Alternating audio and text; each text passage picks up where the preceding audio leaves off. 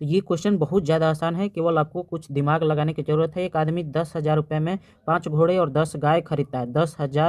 10,000 रुपया है इसके पास, और जिसमें से 5 घोड़े और 10 गाय खरीदता है। वह घोड़े को 15% लाभ पर, घोड़े को कितने लाभ पर, +15%, और गाय को 10% हानि पर, यानी -10%।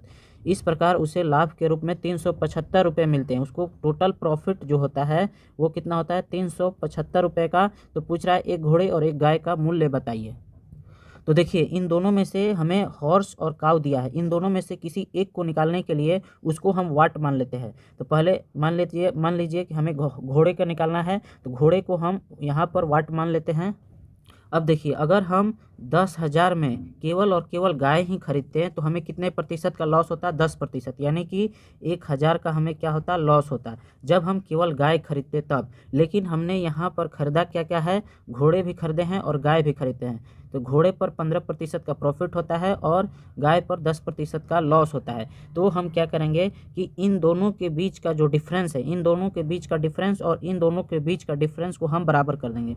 तो 15 + 15 और -10 का डिफरेंस क्या हो जाएगा, 25 हो जाएगा। 25% इन दोनों के बीच का डिफरेंस हो जाएगा। वैसे ही 375 और -1,000 के बीच का डिफरेंस कैसे कितना हो जाएगा, 1375।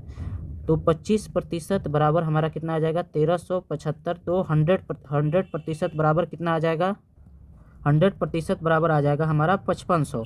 अब समझिए 5500 किसका मूल्य आ गया, घोड़ों का, क्योंकि मैंने यहाँ पर वाट किसके लिए माना था, घोड़ों के लिए। तो घोड़ों के लिए आ गया हमारा 5500, यानी घोड़े खरीदे गए 5500 रुपये में। तो देखिए 5500 में कितने घोड़े खरीदे गए, 5।